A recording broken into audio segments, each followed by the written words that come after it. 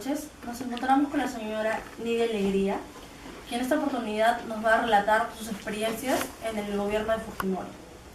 Hola Yukasta, ¿Qué tal? contenta de estar contigo y poder conversar de una época tan complicada, tan difícil, a la edad que tú tienes ahora. Probablemente yo la tenía cuando Fujimori empezó a anunciarse como candidato en el país, en un contexto muy complicado, en una crisis económica y social que vivía el país.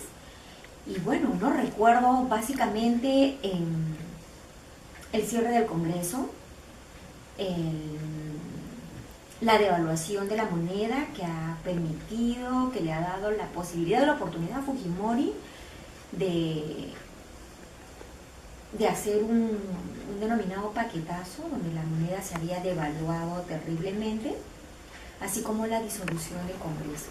Han sido dos momentos históricos en el país, muy complicado para el sistema democrático, pero además porque pasó a ser un gobierno de una elección y una democracia directa a un gobierno autoritario, ¿no? Y eso pasó porque no solo desarticuló el Congreso, sino también desarticuló el tejido social, empezando a perseguir a los líderes democráticos, haciendo referencia y énfasis de quien reclamaba en su momento era considerado terrorista. Esos serían los cambios en los 90, ¿verdad? Claro, son momentos, son hitos históricos en el país que han desestabilizado el sistema democrático. ¿Y qué recuerda usted del segundo gobierno, no? ¿Qué podría decirnos de la reelección presidencial, no? De la operación Chavín de Huántar? La reelección presidencial lo que nos ha conllevado a visibilizar es no solamente una ansia de poder de Fujimori, sino también cómo es que había conseguido ser reelegido. Se compraron los medios de comunicación, las editoriales de los medios de comunicación, el ansia de poder de Fujimori, y una ansia de poder que ya iba más allá de un sistema democrático, una ansia de poder que le permitía a él continuar con el autoritarismo bajo una denominación democrática, ¿no? Sin embargo, esta reelección tuvo también consecuencias nefastas y fatales en su vínculo familiar, pero además también la respuesta que tuvo durante el conflicto armado interno, ¿no? Se fue acentuando cada vez más cuando la vulneración a los derechos humanos se hacían intensas en las zonas rurales. Más precarias. En las zonas más precarias del país, ¿no? En las zonas más pobres, en las zonas como el Guayaga y la sierra, ¿no? La selva central, la sierra, el centro del país. Y entonces eso hacía que Fujimori, teniendo a los medios de comunicación y a las editoriales compradas, manipuladas, hacía de que no se visibilizara lo que ocurría en las provincias más alejadas del país, ¿no? Y entonces hubo una reacción muy fuerte en el periodo de Fujimori. Hemos tenido más de 69.000 muertos, víctimas del conflicto armado interno, y de tal manera que aparentemente y progresivamente se consideraba que se iba terminando esa guerra interna. Sin embargo, el informe de la Comisión de la Verdad nos permite ver que hemos tenido cerca de 69.000 muertos. Posterior a ello, en ese proceso, hemos tenido la operación Chavín de Huántar, cuando el MRTA había tomado la embajada norteamericana. Y luego de un difícil proceso de negociación, el cardenal Cipriani fue una de las personas de los negociadores en ese momento. Sin embargo, no se concluyó con ninguna negociación y más bien lo que se cometió ahí fue un ajusticiamiento extrajudicial, porque mataron a los MRTistas después de que esto ya se habían rendido. De tal manera que eso es parte de un proceso judicial actualmente que no se ha determinado la responsabilidad del Estado en ese contexto. ¿Cuándo cree usted que fue la caída del régimen fujimorista, ¿no? ¿Cuándo se cae todo, ¿no? Las organizaciones en el país cansadas del autoritarismo, cansadas del abuso del gobierno fujimorista, lo que hizo fue organizarse. Apareció un líder, Alejandro Toledo, quien convocó a todas las regiones del país venir a la capital y enfrentar el régimen a través de la marcha de los 4 suyos. La verdad que fue otro momento histórico en el país que nos ha permitido a los jóvenes restituir la democracia. Recordar esto nos da el aliento de decir que sí somos capaces de reaccionar ante las injusticias, ante el abuso de poder. Nos permite comunicarnos. Las injusticias y los contextos hacen que la gente reaccione, y eso es lo que ha ocurrido en el país. Claro. ¿Y cómo recuerda la psicopatía de Fujimori, ¿no? Del presidente? ¿Cómo era su personalidad? ¿Cómo se presentó, ¿no? ¿Cuál era la imagen?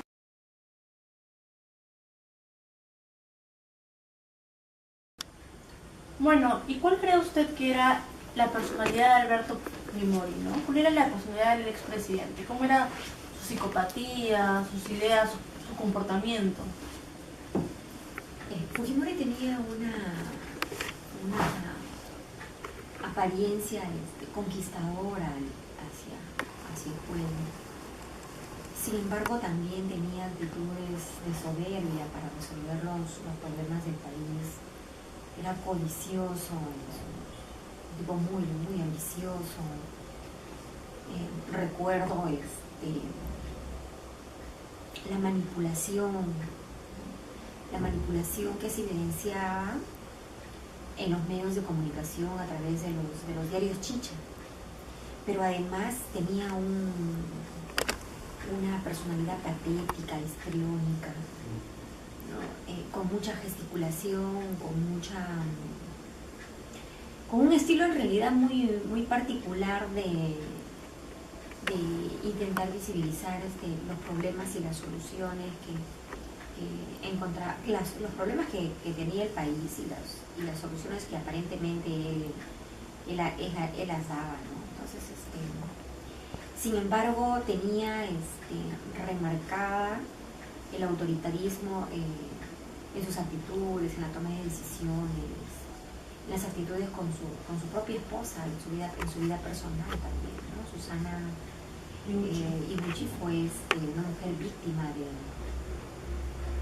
de violencia, tortura por parte de Fujimori, ¿no? ¿Y cree usted entonces que en la corrupción que hubo en el gobierno de Fujimori se dio a causa de su forma de ser, ¿no? de su comportamiento, su personalidad? No, yo creo que él ha aportado mucho a la corrupción. Fue uno de los gobiernos, ahora ya de adulto, uno puede fácilmente percibir que fue uno de los gobiernos más corruptos que tuvo el país, no solo por la codicia, sino también por las personas que le acompañaban, ¿no? Ha instaurado una cultura poco transparente, porque él fue parte de la mafia que dirigía la mafia conjuntamente con Vladimiro Montesino, una mafia instaurada en el país que se visibilizó en la época de Fujimori, ¿no? Tenemos el desaforado de la caja policial militar.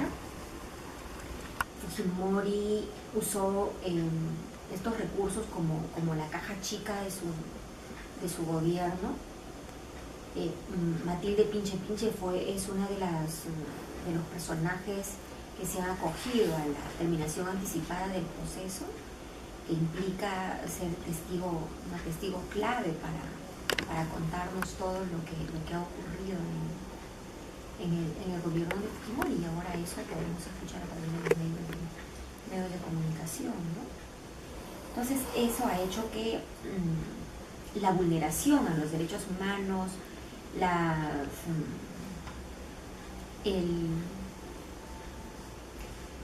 el sentenciar extrajudicialmente a los campesinos, los actos de corrupción han llevado a Fujimori a afrontar un megajuicio precisamente por esos delitos y que hasta ahora no terminan. Por lo que él cometió. Claro, por los delitos que él conocía, que él planificó, que él mandó a ejecutar, ¿no? ¿Y entonces usted cree que el gobierno Fujimori fue el más corrupto? Las estadísticas nos dicen, porque había un desaforado ha desaforado la caja fiscal, ¿no? Entonces, sin embargo, el gobierno de Alan García no está muy lejos de ello, pero la historia nos dice que en la época de Fujimori se evidenciaban muchos más casos de corrupción. ¿Y qué opina del terrorismo en el gobierno Fujimori? El inicio del terrorismo en la época, en realidad, de Fernando Belaúnde Terry, no fue otra cosa más que la decisión política de un partido, ¿no? Un partido violentista como es el Partido Comunista, Sendero Luminoso. Como el Grupo Colina, por ejemplo, ¿no? El Grupo Colina era un grupo formado por el Estado para luchar desde el espacio militar contra el terrorismo, ¿no? O sea, han sido dos grupos diferentes, ¿no? El Grupo Colina fue un grupo formado por Fujimori. En la época de Fujimori, Rodrigo Franco fue formado por Alan García Pérez, igual para afrontar a un proceso de violencia que el Estado no estaba preparado como hacerlo, ¿no? Y eso ha implicado hacer abuso del poder en un Estado de Derecho que ha hecho que tengamos más de 69.000 muertos víctimas de la violencia. ¿Y qué cree usted que ahora podría hacer reaccionar a los peruanos, ¿no? Como para recordar todos los sucesos que se dio con el gobierno de Fujimori? Yo creo que debemos construir memoria. El país debe difundir mucho más el informe de la Comisión de la Verdad, porque eso nos permite ver en qué contextos el inicio y el proceso del conflicto armado interno, y entonces nos invita a trabajar por la reconstrucción del tejido social, por tener estilos democráticos y finalmente promover ciudadanía.